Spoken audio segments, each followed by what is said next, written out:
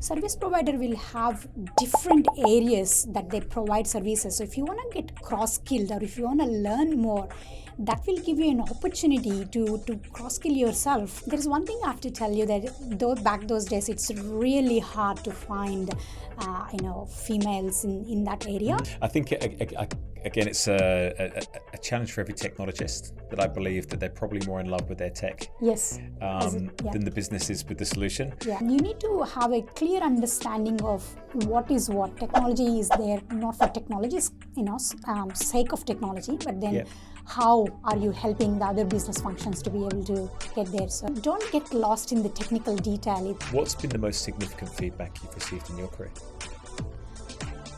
Leela Kalagara, a distinguished CIO and senior IT executive renowned for her ability to harness technology to drive business outcomes and strategic goals. With a deep commitment to business sustainability, risk management, and compliance assurance in the implementation of strategies, technology architectures, and governance, Leela brings over 20 years of experience. Having showcased her IT expertise at leading organisations such as Dimension Data, Datacom, Yarra Trams, Coulson and United Breweries, Millennium Group, and most recently, GJK Facility Services. Beyond her outstanding professional achievements, Leela has volunteered as a mentor at Vic ICT for Women for the past 4 years, dedicating her efforts and nurturing the next generation of IT professionals. Leela, thank you for joining me today. We've only recently met, so I'm really excited today to get to learn a bit more about your story and your journey, and especially your career and how you migrated from India to Australia, and your journey to CIO. I think it's going to be really, really interesting to hear that story today. But let's start where it began. Yeah. So home for you was in India? Yeah. Firstly, thank you for having me here. Oh, it's a pleasure. Pleasure is mine. Yes, my home country back then anyway is India. I think I have to say that I've lived in Australia more than I lived in India. So I can't really say which one is home country. It's this is what happens with migrants. You don't know which one to call your home country, but I love both places for that matter. So like any other most migrants, I came to Australia as a student, and I pursued my graduation, and then I looked for jobs, and here I am, 23, 24, 5 years later. I even lost the count. I mean, how long I was here. So I think 2005. I think is when, from my research, I finished in 2005 my post graduation. So I was in 2003. So yeah, wow. Let's go back to India for a bit though, because I'm interested in what you were like as a child, and what were you dreaming of? Your kind of life aspiration. What did you want to do with your career? Yeah. So as a child, I'm a troublemaker. Okay, that's good to hear. Yeah. So I'm hyperactive. I could not stay in one place. Just like any other child, I guess I'm more curious and desire to learn and need to know everything, sort of thing. If you ask me why technology, I'll tell you, it's sort of a funny thing, like back in India, those days, maybe not necessarily now, people will ask you, by the way, so what do you want to become, an engineer or a doctor? As if there is only two things in the entire world, right? Yeah. So you would choose between either an engineer or a doctor. Yeah. Initially, I wanted to become a doctor as a child. And then growing up, because of my attitude of not being able to sit in one place and do stuff and hyperactive and no calm, my mom suggested me, based on your drawing capabilities, I think probably it's better you go into engineering, because you can't draw those lab diagrams, and there's so many things that you have to do, and it doesn't suit your character anyway. Yeah, right. So you just do your engineering. So that's how I fell in technology. And since then, 24 years passed. It's always been technology. I lived and breathed in technology day in and day out. Yeah. Well, can you remember the moment when you first did something in technology and you thought, wow, this is exactly, I found my place? Not necessarily, as I said. So I also have to say my background is also from South India. So why am I saying that is, if you compare to, it's like India is so many different parts. Yeah. Every state is different on its own, like as if it's a different country on its own. Yeah. Right? If you compare the statistics, South India especially considers not technology. Education is the only way or the best way for you to progress and be successful in your life. Okay. So it's education. So you would think your plan is already set by the time you're born. Either you'll become an engineer or a doctor. Yeah. So you either go into medicine or you go into engineering, and then from there you know what to do next. It's like that. There is no specific moment, but I do know in whatever field I'm going to choose, I do know that I'm going to ace it purely because I like to enjoy whatever I'm doing. Yeah. If I'm not enjoying it, I won't do it. Yeah. So what do you enjoy about technology? I do enjoy the part of someone give you a task and then you be able to solve it and then show it and it works right in front of you and it works. So there's an answer right in front of you. You're not searching for it anymore. So yeah, got it. Yeah. Okay, so you like the kind of problem solving, the solution, the kind of work through the outcome. So I saw that you studied computer science at is it Jawaharlal University? It's a university. Yeah. Were you a good student? Sorry, I'm a good student. I can't really remember anything now because as I said, I'm not a good student. No, I'm a troublemaker all the time. That's what I'm thinking. Yeah. But not as much trouble as in drugs or anything because we never had any sort of chance to do that. I don't know if I have had that. I'll probably try. I just don't know. Yeah. I just never had the chance back in India. So it was just more mischievous fun. Mischievous fun, right. Just doesn't sit and do my own. I just ask other people what's happening, and then the lecturer or the instructor asks me, oh, don't do that, or if they give me any sort of pain, and then I'll start asking so many questions that they'll think like, I'm not going to ask any question to Leela. I'll just let her be. Yeah. So you I think from what I saw, you graduated in 2002. And then, as you said earlier, you moved to Australia like a year later. Yeah. What kind of stimulated that move? It's not exactly a year later. It's pretty much on the same year because we finished in 2002. I think about in October, November or something like that. Yep. And I started my post-graduation in January 2003. So it's hardly any time. It looks like there is a difference in the number in the year as in 2002, 2003. But yeah, it's as I said, it's usually you do your graduation, you do your post-graduation, you get a job. It's a general logical structure that you would have planned already ahead for you. Yep. But for yourself, you came to Melbourne. Yeah. So kind of what was the moment when you kind of thought, right, well, I'm going to finish my degree and then I'm going to move overseas? Yeah. I'll tell you why. I can't tell you why Melbourne, but I can tell you why Australia. I did not want to go to US because from entire South Coast to West Coast, my entire family is spread. So I don't want to be in the same place as, again, India and US. And why am I saying that is because I'm a younger child. And with Indian community, they tend to protect the child a lot, which is good, in a good way, definitely. Yep. But then what that means is, you're not on your own. Someone will be protecting you all the time. Yeah. So you're not in uncomfortable zone ever. So I want to be in there so that I can learn, I can do stuff by myself, not someone doing it for me and just spoon feeding me. So I wanted to come to a country where I don't know anyone actually. I literally know no one when I came to Australia. So that's really interesting. So I've got a bunch of questions here. So did you had you been to Melbourne before you moved here? No. Right, so you just applied for university, got the place, got on a plane. That's it. Wow, so what was your first impression when you got to Melbourne? So daylight savings is the first and foreign concept for me at the time. Yeah. And someone told me it was 7:30 or 8 o'clock in the night, and I'm like, are you joking? There's so much sun there. I mean, usually that will be like around 3:30 or 4 or 5 at the max in India. And I thought they're actually lying until I saw the time, and I'm like, oh yes, it is actually 8 o'clock and there's so much sun outside. How is this even possible, right? So yeah. Yeah, okay. So just some of those kind of subtle differences with how those things worked as well. Yeah. And how did your family feel about you? Because you said it's a very protective culture. Yeah. And then you've moved somewhere where there's none of that family support network. Yeah. So how did they kind of take the news? Well, they do know that I'm that sort of person who wants to just try and do something completely different. Yeah. And they do know that most of the times I'm successful anyway. But then there is a communication channel all the time. What am I doing? How am I going? So I think they're sort of quite comfortable in that way that if need be, they can come and they can ask other people or something like that. Yeah. Yeah, okay. Do you ever get homesick? Can't remember, actually. Yeah, did you at the start? No. No? No. You enjoyed the independence too much? Yeah, I think that was the case.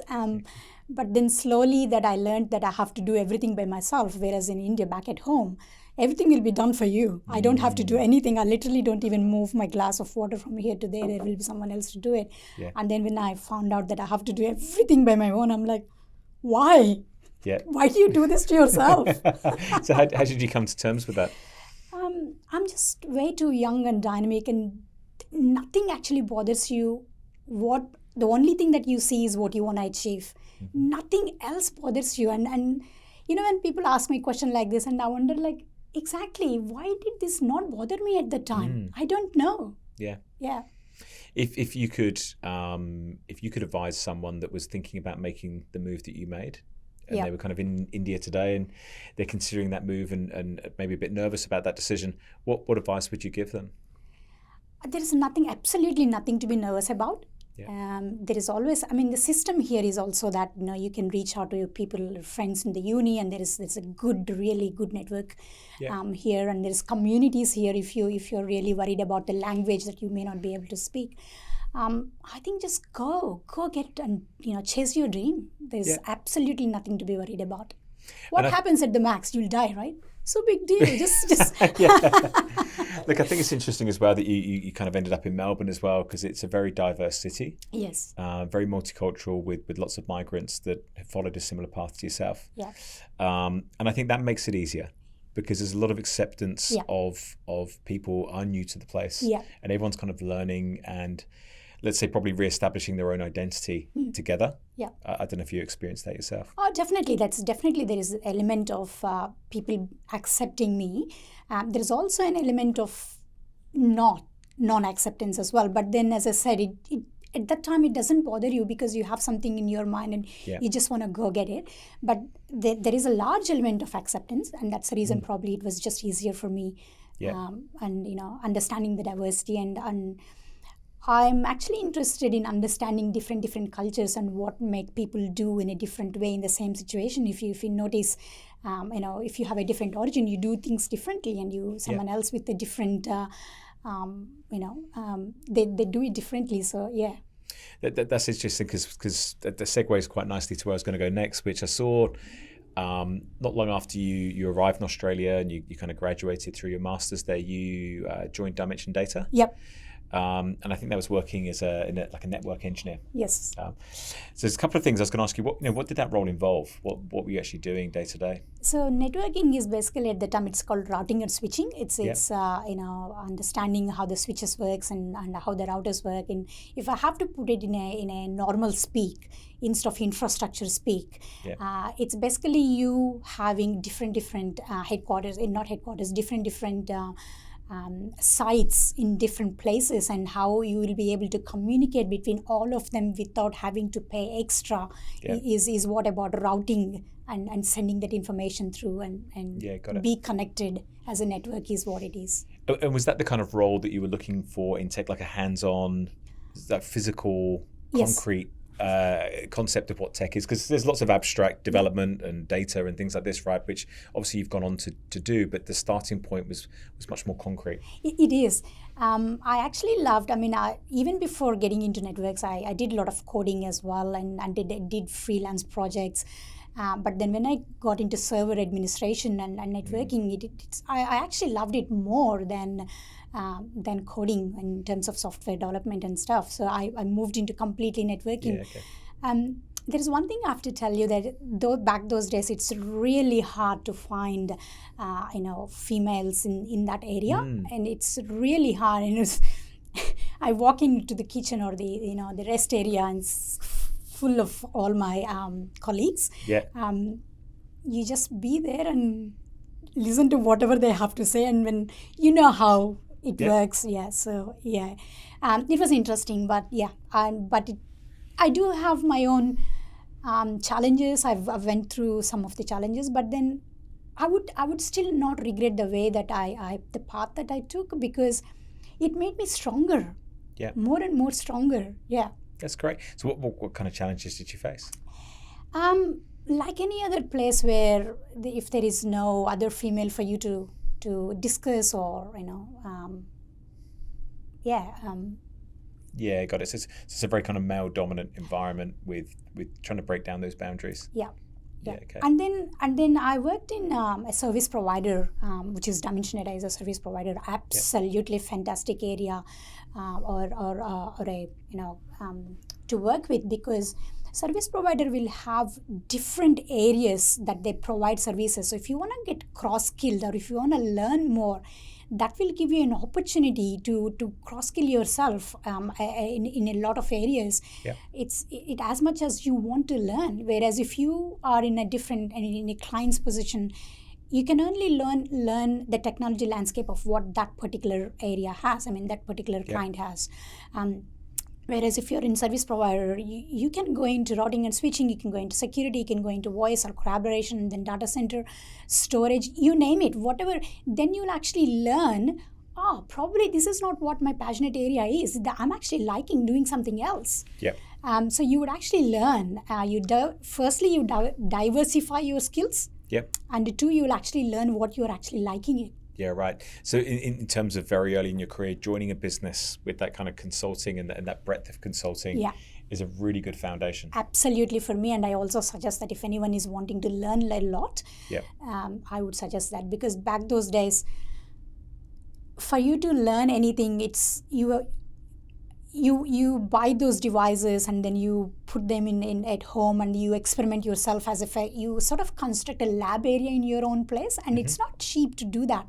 So service providers will have their own lab, so you just go and simulate that and you learn, and now you can just ask ChatGPT. That's a different thing, but So you kind of touched on the before we kind of got into this about maybe the differences between Australia and say India culturally.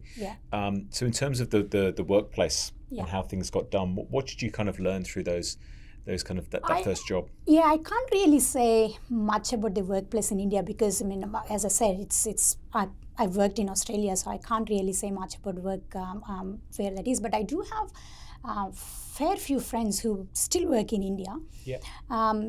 If I ask the same question, they would say that there is a lot of growth right now than how it used to be in the multinational companies before to what it is now. Previously, back those days, probably it's that relationship of manager and a reporting manager and a reportee. It's there is always that, and they have to look up, and it's a forced to look up though. It's not necessarily it's coming out of respect that I want to learn something from you. It's not that. So, but whereas now it is slightly different. It's everyone will be given that chance and freedom to be able to learn and do whatever it is. And, great. Well, why do you think those kind of boundaries have come down? For one, it's growth in terms of the universal development as well, and then the amount of outsourcing that came from other countries like US, Australia, UK, and Europe, and so many other countries. People need to communicate with those people, the stakeholders as well. So there is a communication that developed, and there is, and then that also comes with management, and they actually go to different countries, or the people from different countries actually go to India, and they learn from each other in terms of the style of management and communication and dealing with one another, and at any given point of time, people only get better. That makes sense. And I guess that there's such a big global influence now as well for the next generation from social media. I think TikTok's banned in India actually, isn't it? I'm not entirely sure. As I said, I'm more of an Australian, so I don't know much exactly what happens in India, but I do know. But this is the case. I want to tell you something. It's like people consider, and even I myself consider that, well, I have an Indian background. What is it that I don't know about Indian culture, or especially in terms of working culture? So when I'm at CEB, I have global teams as well, and where I have to work with teams in India. And then I thought, yeah, sure, I can manage. I know. It's not. The way how Australian workforce work and the way how you manage your Australian workforce is not exactly the same. You can't apply the same formula to manage, workforce in India or the team in India. Yeah. It's different. So, yeah, that's interesting. Yeah. So what you're describing there in some ways is a different kind of, let's say, bias. Yep. In the sense that because people would look at you and listen to you and assume that you're Indian, exactly, they assume that you would kind of act or think in a different way. But actually, as you say, your entire work experience has been Australia. Yeah. So you have a very different kind of cultural approach to your work. Yep. Absolutely. And that's really interesting, isn't it? Because you probably do see that unconscious bias, let's say, playing up all the time. Yeah, really interesting. Yeah. When was there a point when you kind of decided that Australia was going to be home forever? To be very honest with you, I think Australia is slightly, I don't know how to put this. It's like the pace I wanted is I would like a little bit more faster pace than what it is right now in Australia. Yeah. I don't exactly know what it is. I'm just I think you're just not content, are you? That's you as a person. You've got this kind of quest for knowledge and information. The pace I wanted. Yeah. If you look at Australia and then you look at other countries, and I'm not saying. I mean, I'm living in Australia, obviously, so I'm not necessarily saying anything negative. But then we are a bit late adopters of technology. Yeah.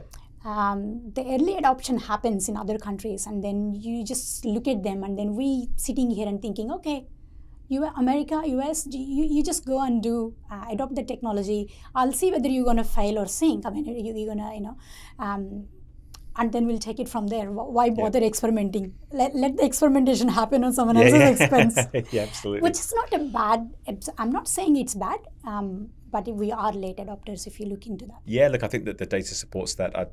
I think I read going into COVID or around that time in the OECD countries, or whatever gets classified through that, Australia was ranked, I think, last for tech or digital adoption at that point. And COVID saw a massive escalation and fast tracking through a lot of technology, but is definitely. But I think that's opportunity. It's opportunity here in the market, and I think what we have seen as well in the last few years is some real tech unicorns in Australia. Atlassians and Canvas and even Employment Heroes are like another growing business here, which is starting to emerge, and I think that's great for the Australian tech identity. Absolutely. And to kind of showcase to the world that this is a place. I think we're on track. 800,000 tech workers in Australia currently, on track towards 1 million is the target over the next 5 years. So it will be interesting to see how that landscape, I think, improves. And Australia, of course, benefits from being largely a migrant population. So the ability to bring skills in, I think, is going to shape that too. Anyway, so we digress a bit, but you stayed with Dimension Data for about 5 years, which is a pretty significant amount of time, and probably great at that start of your career to really get the foundations. And then I was really interested because over the next 5 years, you had a series of kind of more consulting roles. So there was Cadbury's, Empire, CPS, Datacom, Kitech, great companies, like really specialist in what they do. I was just kind of interested in kind of how that period there shaped you through that next 5 years. Yeah.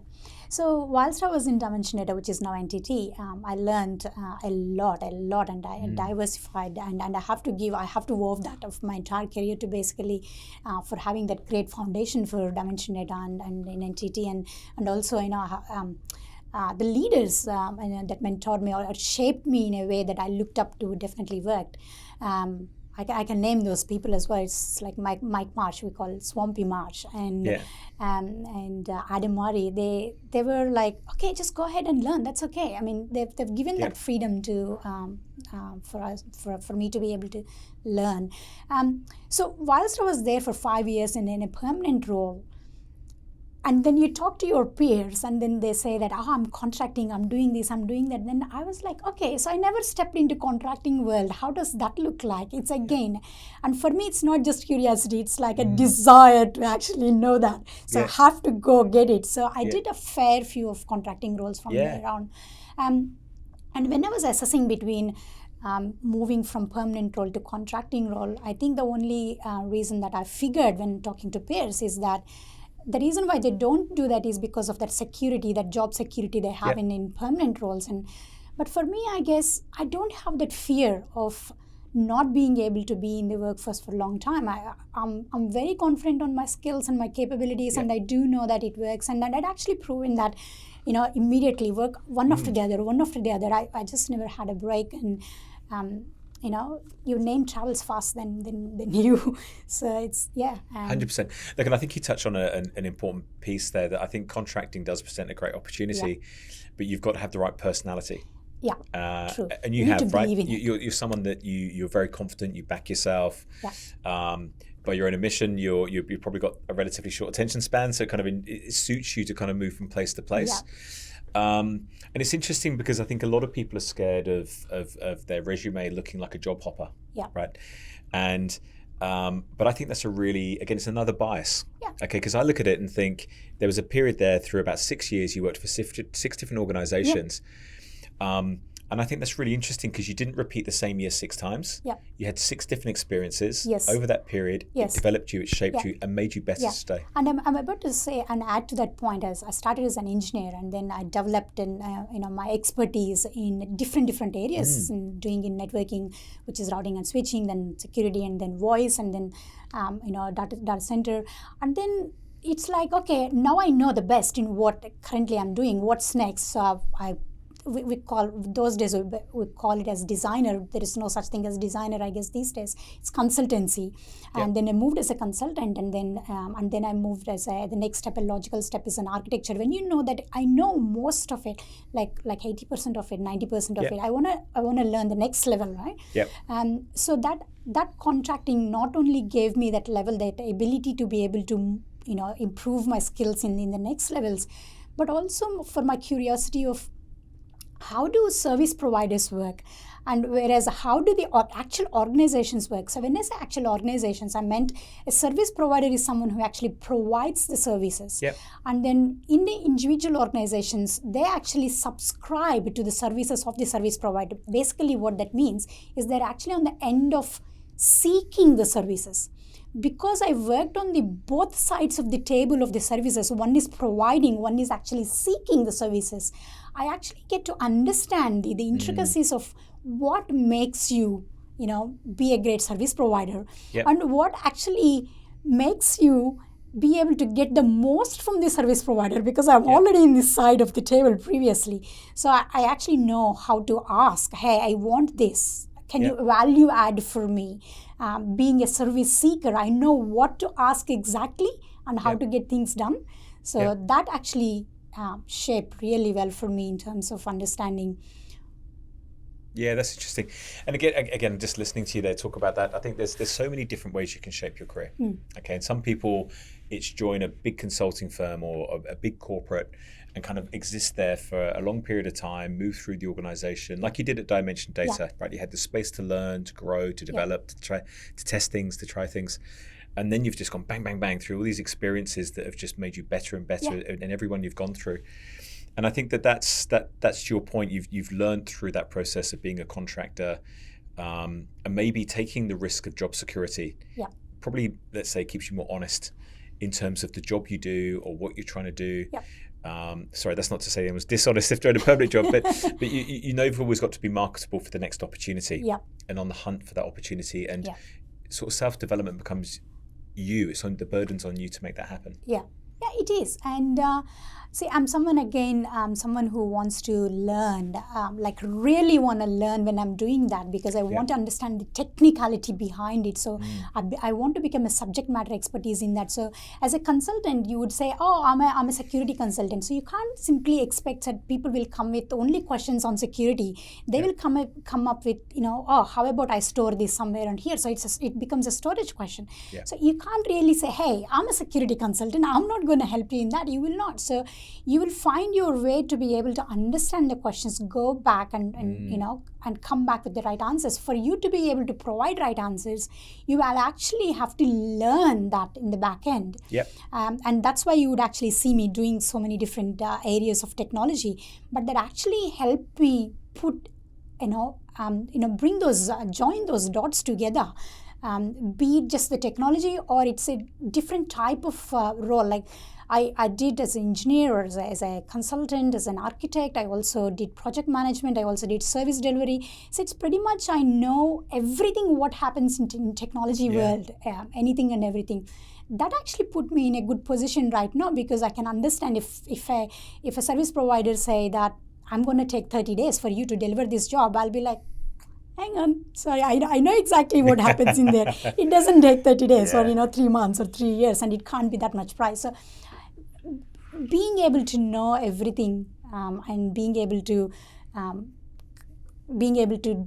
join those dots is really going to put you in a good place. Yeah, I think that's great, and I think that's an interesting point that you make there. So it's almost the advice is don't specialize too soon, right? Take the time to learn, get the broad-based foundations. Because it's going to help you in the future because everything is connected, as you say. It doesn't matter if it's cybersecurity and it's storage or data or something else over here. It all kind of comes back into the same point. You after that kind of period, you did settle down a little bit and you worked for Yarra Trams. Yes. And you were kind of described, I think, as an advisor of IT applications. Yeah. What did that involve? So if you basically see when you hop in the tram, you would actually see that the next stop is this, and those sort of applications that we worked back when I was there. It's trying to understand what is the infrastructure behind it. It's deploying those things to different models of the trams. Pretty much anything and everything to do with applications and the focus in public transport of Victoria, it belongs part of public transport of Victoria is like the center point of that is how can you make the commuter feel better or make it easy for you to get into the tram. I can say so much about trams, not in the train because I probably worked in other trams, and so I'm slightly biased that it is so much easy for a commuter to actually know when to get down, what to, as opposed to a train. But that's a different story. So when I was in Ada Trams, I also wanted to be in a permanent role because at the same time I was pursuing my full-time studies of executive MBA. And I'll tell you why executive MBA or even MBA for that matter, right? So I did my master's in information technology, which is pretty much networking and systems. So I moved from engineer to a consultant or a designer and then an architect, and then as an architect or even a consultant, when someone comes to you with a problem, one problem will have so many different solutions, not just one. You can't just say there is only one solution. So as a designer, you sit there and you provide 5 different options. One being, okay, so if you're very time dependent, then this solution suits you better. If it is more like a budget dependent, then this solution suits you better. If it is something like the technology dependent, like for example, if you're already Microsoft shop, you don't want to go into Cisco shop. So it's like that. So you give 1, 2, 3, and then you find the client taking solution Z, and then you'll be thinking, no, you know for sure that you can't be wrong because you are a subject matter expert. You study so many other possibilities and then you provide solutions. And if the executive of the client side, the C-level executive is taking option Z instead of option A or B or C, you would think, well, I'm not stupid. So is not the other person. They are there for a reason, they're in that level for a reason. So there is something that is missing. There is I'm not in the same page as that, and then that made me thinking, okay, what is the difference here? What is the gap here? What is the plane of thinking for an executive of a C-level to a technologist? Then I sort of slowly realized that it's actually business view that the executive or the C-level executive of the client side puts in, and whereas you as a technologist, you will be thinking, let me provide the best infrastructure or the best solution, the state-of-the-art solution. You are thinking as a technologist, you're not necessarily thinking as a business leader there, or So that's when I thought, okay, let me understand a bit more into business and management, and that's when I went into pursue my executive MBA, and I was doing my full-time MBA, okay. and I was doing my full-time job in our times. Wow. That's why you see me settling in. It looks like I'm settling in a bit, but I was actually pumping in a lot more at the same time. Great. Again, that's really insightful, isn't it? In terms of the mindful way that you've moved through your career, and you've taken that role in order to give you maybe the security or the consistency around that role, so that you can go and pursue your development, and you knew why you wanted to develop, which is a question I was going to ask you, because often I see postgraduate study when people are working, say sort of why, but it's interesting there that you wanted to bridge the gap from technology to commercial to business to understand those decisions. Do you think when you came out at the end of that course you understood those decisions better? Oh, a lot. It's actually, since then, I can say that I lived and breathing in technology. I'm a technologist by, my second skin is technology, I can say that. But then the past 10 years, I would say I'm more interested in how actually business run. What are the operations? What makes the business more profitable? Or, how is the revenue pipeline behind? What is it making? And what is the marketing? What is the SWOT analysis? What's the risk? And, what is your focus group? So I am really more interested in business now than technology, of course, because being a technologist, when I'm looking for the solutions, the flavor of technology comes. But then I see technology now as an enabler, purely as an enabler to achieve those business objectives. So to answer your question, yes, absolutely. At the end of that MBA, I think I probably knew what I don't know, because previously I don't know what I don't know. Yep. I just don't know, because as a techie, you are very much focused into achieving something within the timeline, and you want to see that objective there. It's just technology for the sake of technology, but then I understood what it is. It's helping someone, making someone else's life easy. It's a completely different. It was interesting the way you described Yarra Trams. It was about the experience of the customer, the commuter, the person getting on a train, at the center of the tram, and wanting to get from A to B. And how do you make that easier through technology? I saw after you left Yarra Trams, you were with them for about 3 years, I think, and then you joined CUB. Yes. As Associate Director in IT Operations. So what did that involve? So, interestingly, it involved operations managing. It started as a CUB in Australia role, but then it actually then evolved into global, because CUB is a part of AB and Emmbr. I don't know if you know that. So they have presence worldwide. Interestingly, at that time, I was reporting to business transformation director. And that really helped me, because this business transformation director, Dean Robinson, I looked at him, I was so amazed at the ability or the grasp that he can actually understand technology, but he's a business leader. And then, I'm like, one day I asked him, how do you do that? You're not an SME, I'm an SME, but you do much better than me. How does it even work? Dean is really great in that way that, then he sort of mentored me in a way that, don't get lost in the technical detail. It's about having that high level view on what is it that you're actually helping business to achieve. And being under Dean Robinson at that time as a business, he's a business transformation director at the time, it really helped me shape thinking about, again, business. I think probably that is the basis of my spark in, okay, so what problems do business have, and how can I help? And that's it's interesting. Yeah. You said you asked him how did he do? I actually did ask him. What was the answer? I'm dying to know. He's a charming person. He then told me, well, as I said, it's the biases that come, that you think like I'm a business transformation director, so you probably think like I don't know anything about technology. The thing is that I do know a thing or two. But so don't underestimate that people doesn't know everything, and they're in a different field. They might have a different background which enables them to do all these things, right? But then, that's what he said, that I do have a little bit of a background and I have understanding of how that works. But then you need to have a clear understanding of what is what. Technology is there not for technology's sake of technology, but then how are you helping the other business functions to be able to get there? So that was his answer. I think again, it's a challenge for every technologist, that I believe that they're probably more in love with their tech than the business is with the solution. And actually, if you take a real example of that, a couple of years ago, everywhere you turned, all you heard about was cryptocurrency. NFTs. NFT was everywhere and all this kind of stuff.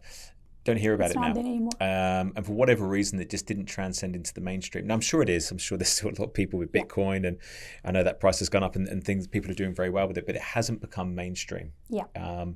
And I think that's just because it's a really cool concept, and it's really interesting, and it's got lots of great functionality and aspects to it around blockchain and so forth. But it's just not caught the attention. And it's interesting because I feel that's been replaced with generative AI, with ChatGPT. And let's see how long this is going to last. Well, potentially. I mean, again, I definitely don't want to sit here and make predictions that in 5 years we'll be talking about something different, because I'm sure we won't. I think AI is probably a bit more relatable to your average person that can say, well, hang on a second, I can see a practical application. But it's interesting. I would say that if I've observed the most casual user using ChatGPT, they're using it like Google. So they're just asking a very simple search. And that's not really the point. So I think there's still probably a big evolution. But I think people will get more instant result and gratification from using ChatGPT and other generative AI. That is something I know I want to learn a lot more about. I feel like I've probably sat on the edge for too long, and I'm trying to immerse myself in more now.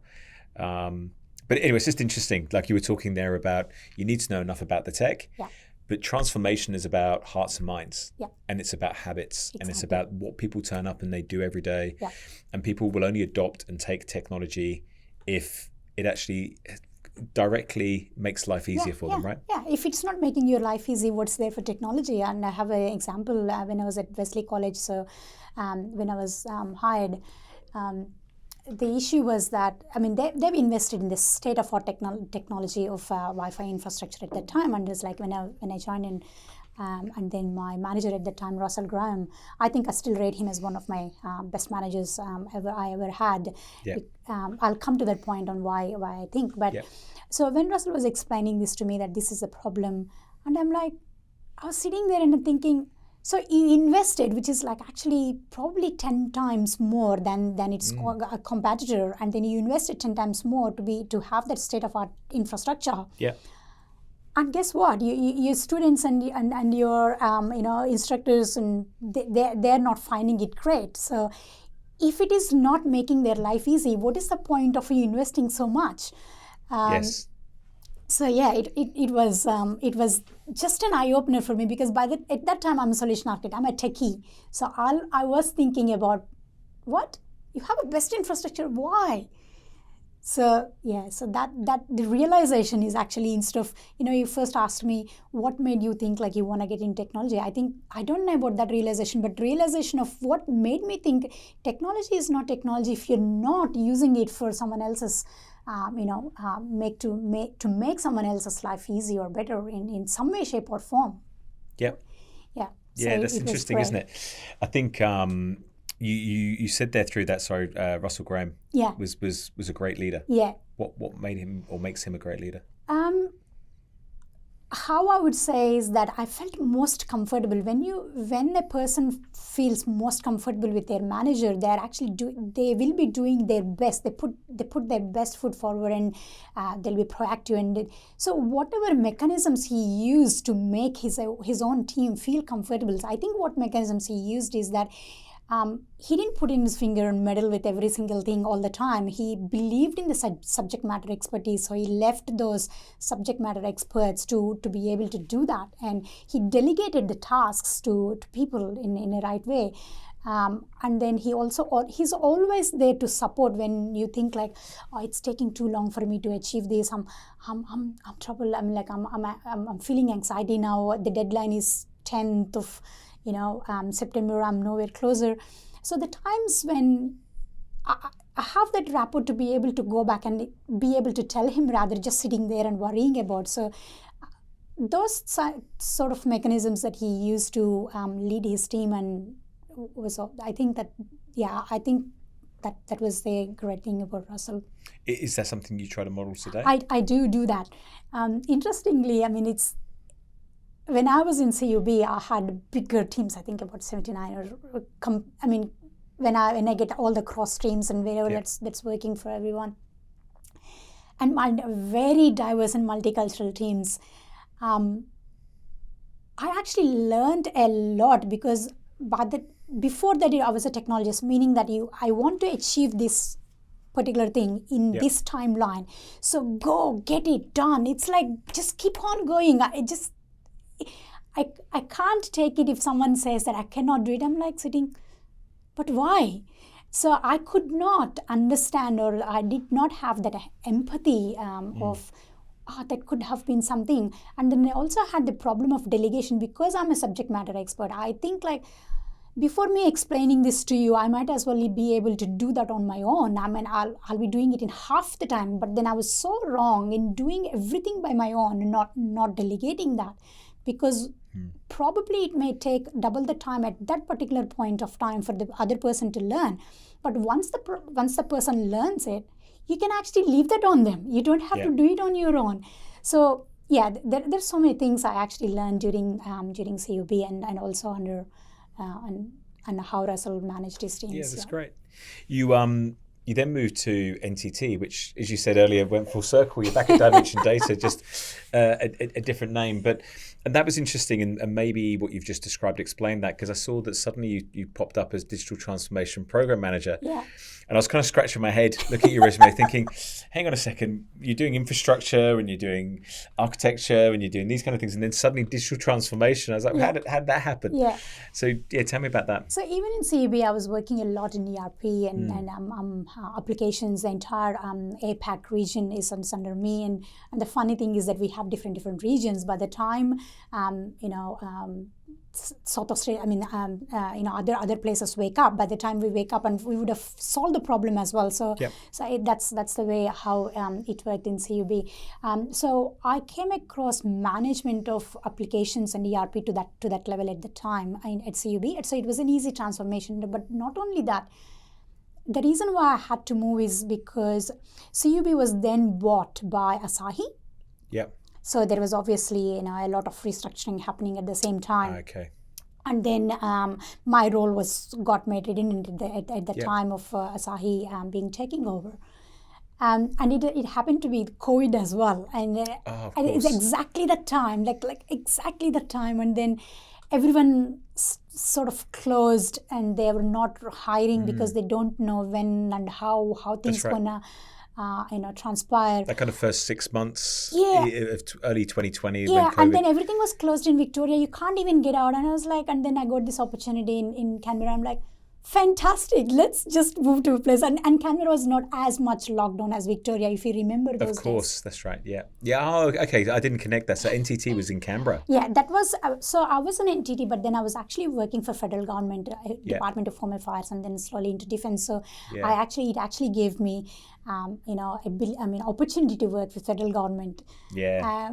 And it was so funny for me because for me, with the person that I wanted to go in such a faster pace, and the pace of the federal government is like, you'll be thinking, hang on, what year is this?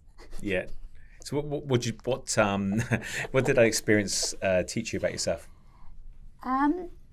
What I really enjoyed I still don't regret being in there, because what I really enjoyed in honing my skills is you being a technology leader as a transformational director or technology. It's not necessarily about technology all the time. It is crucial for you to understand that, but it is more of the stakeholder management, stakeholder engagement. And then you'll be surprised how much of your negotiation skills and influencing skills that you have to use to be able to deliver what you have to deliver in the timeline. It actually takes more of that rather technology. 80% of is that stakeholder management and engagement, and then only 20% of it is technology. But you have your teams delivering that anyway in terms of technology. You just need to know how it fits. Piece fits together. Look, I think again it's really interesting going through your career and seeing the different types of opportunities you've had and environments you've put yourself in. But often say to people, if you can get stuff done in federal government, you can get stuff done anywhere. You're kind of learning a different set of rules, and you can then apply, you say, that stakeholder engagement, and and it's a bit more of a political landscape because of budgets and things like that. But if you can learn how to navigate that successfully, it's another skill. It's another skill that you're learning. I think probably if there is any sort of patience or I'm mellowed down is because of that experience I had in federal government, because then I used to question every time, why is it that we can't do it? But then when you are actually in the environment, you would understand why. Because there is so many policies, there's so many processes, there's so many procedures, and there is a reason why you need to do that, because it is affecting the entire country. It's not just for us to be able to just get it done. You're not a private institution that you're no longer liable to answer to someone else. So there is a reason why all these things exist. But fortunately, unfortunately, it just takes a long time. Technology, you can't really take so much time in technology if you're sleeping on it, if you're waiting on for 2 years time. Guess what? By the time you actually deploy it, then it's actually it's obsolete. Gone. From here, you joined Millennium Group. Your first job as CIO. How did you feel about that? So I felt for the first ever time that I felt I was ever lucky, but usually I don't consider this luck. When people say, "Oh, you're lucky," I'm like, you don't know how much effort I put in there. You just you do. I'm glad you said that. When someone says they're lucky, it's my pet peeve. Because if you believe that everything in life is luck, you've got nothing you can replicate. You can't replicate luck, right? You can replicate hard work. You can replicate learning. You can replicate many things, but thinking you're fortunate because of those outcomes, I think is anyway, it's a personal pet peeve. So I'm glad that you qualified that statement. But I did had a couple of similar opportunities at the same time. I got another role offer as a partner in one of the big four firms, because by the time I was actually really evolved as a technologist and a leader, not just because when you're working in a federal government, if you can actually get things done in federal government, speaks a lot about you. That's exactly right, but the reason why I took that in Millennium is because that's back in Victoria, and I want to come back. That's my place all the time, so I want to come back. And I do have to mention about Scott Almus here. I'm really grateful for Scott Almus to give me that opportunity, and he placed all his bets on me, thinking that, wow, you did not have that C-suite experience before, but then you have done anything and everything that actually encompasses that experience, and in a better way than someone who is having the C-suite experience, because it could be coming from anywhere else. Since then there's just no turning back, and it's amazing. And wherever Scott is, thank you once more time. I would have loved to work a much more longer time than I could not, because Scott moved on for various reasons. And then I also moved on from Millennium as well at the same time, later afterwards. But Look, and that's sometimes the case. You know, the CEO moves on. It's a new team they assemble. And I guess being part of that C-suite, that's part of the risk. You talked about job security earlier for a contractor. Exactly. You know, I always think as a C-suite's a bit like a government cabinet. You're kind of assembled around the Prime Minister. There is a group with a mission and a mandate and to achieve what you want to do as the business, and quite often you see that change. So you then recently joined GJK Facility Services, which is a pretty big organization from what I could tell. It's actually a big organization. It is private, but it's a pretty big organization. It's privately owned by a family. I really love working there. I can even tell you why that is, because wherever I worked, CEOs are not necessarily, who watches for technology, whereas I'm fortunate that my CEO at GJK, he not only believes in technology, he actually is happy to roll out technology in. And you might wonder, GJK, it's a facilities management company. Predominantly we do cleaning, but in very bigger organizations. I can even say that in Melbourne Airport, it's very big, and big, huge banks and big, huge universities are under us. We're very big. So you might wonder, what do we do? What technology do we use for cleaning? You would think like, so you just get a mop and a bucket and just do cleaning. What is technology in there? You'd be surprised to see how much technology we actually use, not only to optimize the operations, but also to make someone else's life easy in terms of, we use robots, so that way you can reduce manual hours, and then you can also reduce any sort of incidents, injuries, or anything like that. Okay. And we also have capability of using drones for the pressure cleaning on the for sky high buildings, so where you don't have to involve manual labor for that. And so there's so many ways we actually do. That's great. And then the amount of business insights we provide by using data analysis, and then we also do a little bit of AI, and we're actually working on creating our own Copilot. I've read that. I did read that you were doing some work on some Copilot tools. Oh, where did you read that? I forget, but maybe on LinkedIn. Maybe I read, or I came across something on your LinkedIn profile, and it spoke about some Copilot tools that you were working with. It didn't say the specifics, but that's what I was going to ask you today. I was going to say, what kind of things are you working on? It'd be quite interesting if you can share that. Yeah, sure. As I said, my CEO, Elias, he's very much interested in rolling out new technologies, and we do. We're working on Internet of Things, even though it's a bit old concept, but it's not necessarily, because we do use that sensors to be able to understand whether there is a spill, and then go and do it proactively, and then building utilization in terms of, if this building is not being used for this day, then there is no point of someone coming and cleaning.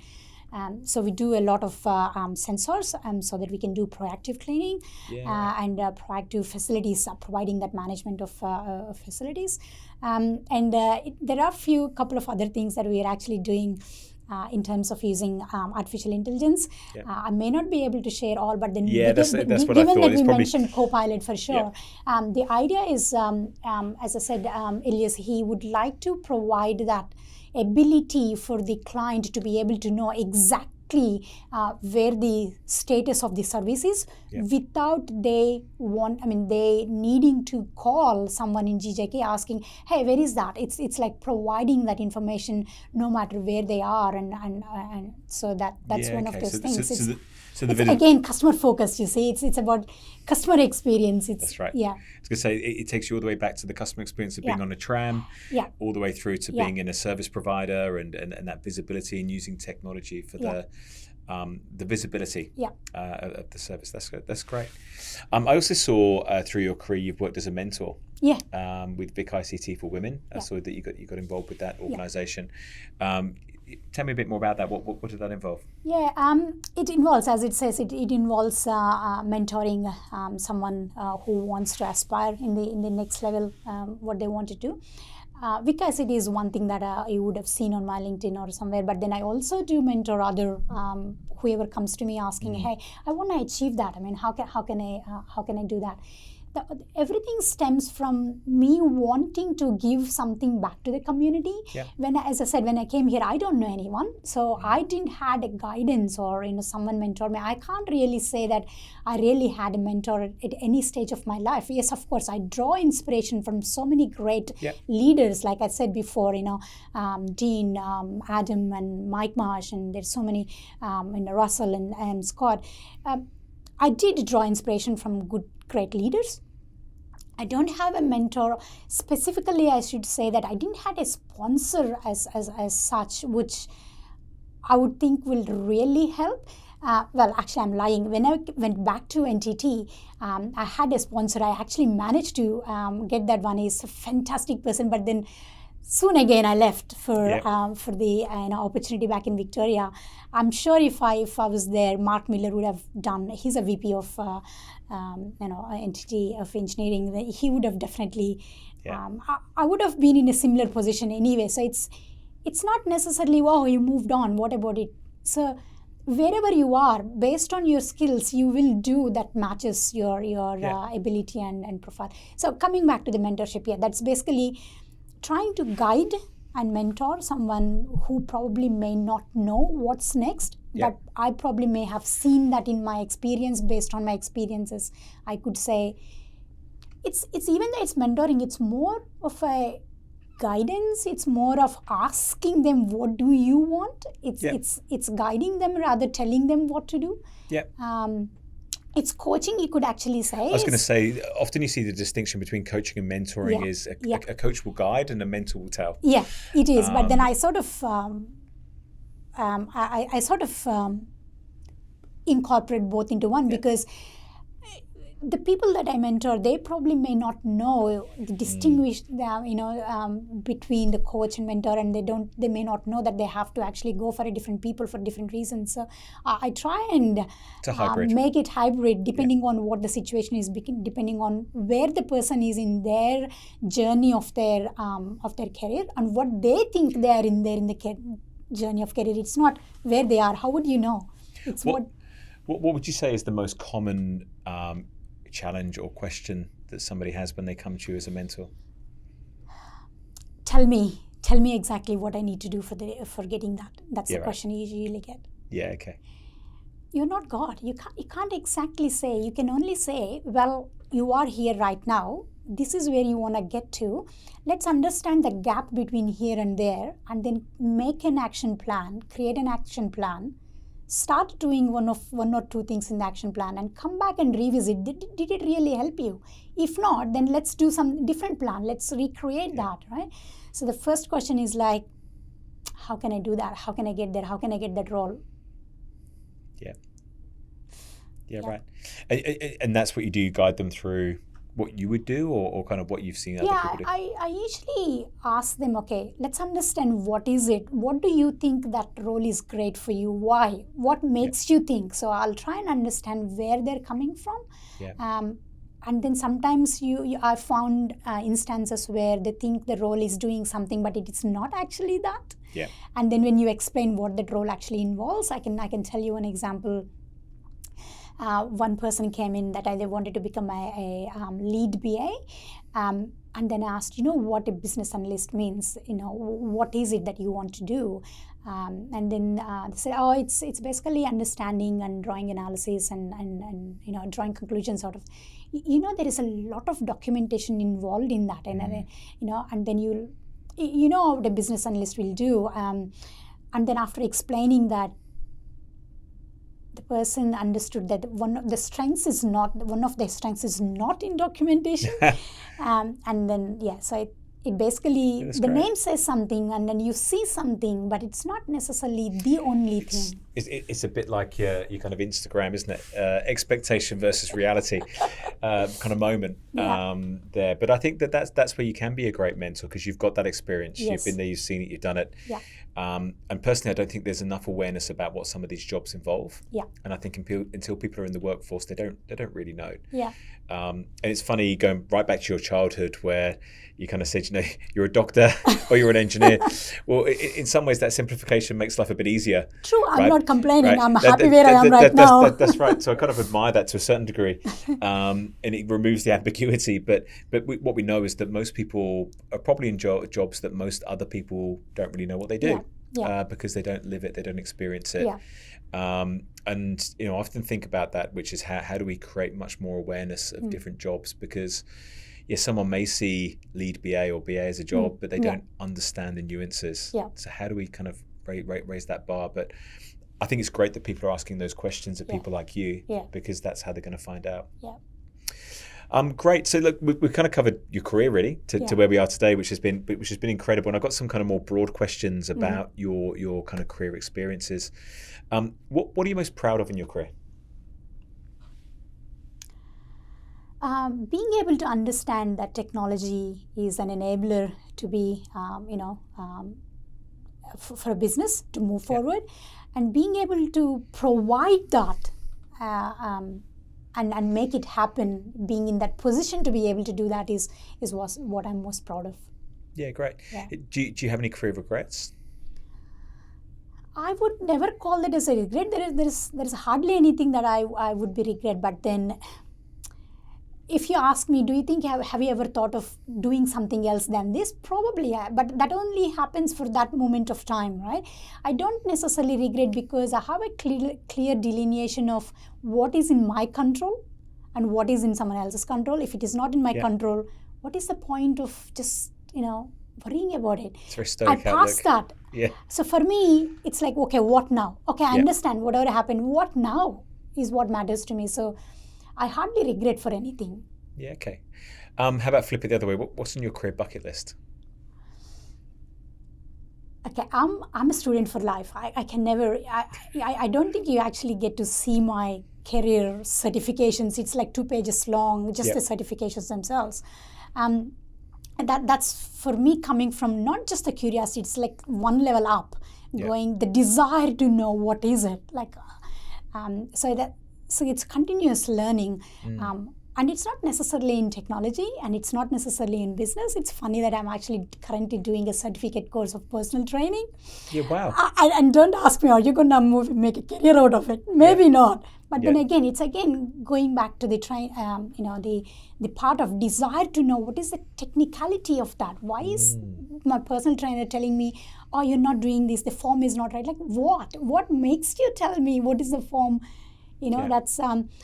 but I'm very much interested in psychology, and I'm very much curious on how and why a person do what they do at a given point of time, and a different person do it completely different way in the exact same scenario. I just really love psychology. So I'm pretty sure I'm definitely going to pursue my studies in psychology and also in law. I don't know when and how. Yeah, I will do it. That's for sure. You'll blend them somewhere along the way, I'm sure. You've kind of talked a lot throughout about, I guess, people that have been really influential on your career, and I'm definitely a believer that we're shaped by the feedback that we receive. Yeah. What's been the most significant feedback you've received in your career? I think I have to go back to the entity days back then. Can't exactly remember who said that, but then they told me, see, this is exactly the reason why you don't have to do everything by yourself. Ask for help. Just go ask. You don't have to simulate the whole thing in the lab for you to do that. It's great. Learning is great, but when you have time sensitiveness around it, ask for help, learn it, do it, and then when you have time, go back and learn it in a different way. So the feedback I've received is basically, don't shy, just, ask for help. Yeah, okay. Yeah. Does that come natural to you, asking for help? Not at that point of time. Now I'm slowly, every person changes as they grow, and probably I'm just slightly okay towards that. But I probably still have that little bit of an aspect. If I can do it myself, I'll try to do that first. Yeah. But depends again, and in terms of, I now have an assessment of what is important given that period of time and how much. Yeah. It's basically understanding, is this the battle worth fighting? Yeah. I probably don't need to run a psychometric test to tell that independence is very high in your profile. So it doesn't surprise me that asking for help doesn't come naturally to independent people, right? It did not initially, no. And I guess like any of our weaknesses, that's something that we always should strive to get better at, because it's only going to make us better in the long run. Yeah. I probably may even have thought like, if I ask that, they probably know that I don't know. I don't know if probably that could even be a fear. I really don't know. But now I don't have any fear. If I don't know what is wrong in telling them, it's better that you tell them that you don't know, because then they don't have expectations set on you. If you're not telling them, and if you're acting as if you know everything, they would expect you to do and perform like a god, which we can't. We can never be. So I have that realization probably a little bit late in my life, but I'm okay with it. But you know what? That's maturity.